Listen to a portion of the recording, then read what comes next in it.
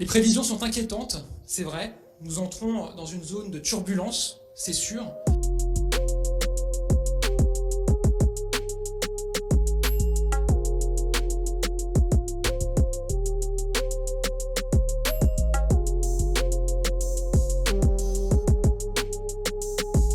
Nous sommes à nouveau à un moment crucial de l'épidémie.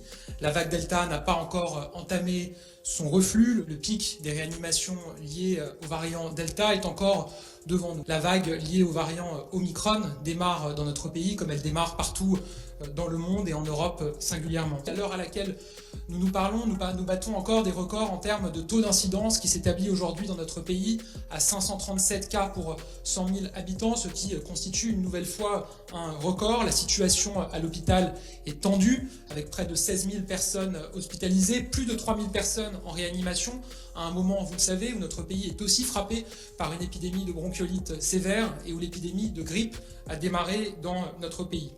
Le variant Omicron, je le disais, arrive dans notre pays. Ce week-end, nous estimions que 10% des contaminations détectées dans notre pays étaient liées au variant Omicron. Nous sommes probablement au-delà aujourd'hui et nous sommes très au-delà dans certaines régions, notamment en Île-de-France, à Paris plus particulièrement, où plus d'une contamination sur 3 semble liée au variant Omicron d'après les criblages qui sont réalisés sur les tests chaque jour. Aujourd'hui, Olivier Véran l'a annoncé, nous avons franchi avec 4 jours d'avance sur notre objectif les 20 millions de Français ayant reçu un rappel de vaccination. Nous battons des records. Il y a eu vendredi dernier près d'1 million d'injections dans notre pays et évidemment nous maintenons cette mobilisation. Nous voulons accélérer encore la campagne de rappel pour permettre à tous ceux qui le souhaitent d'abord de recevoir une première injection.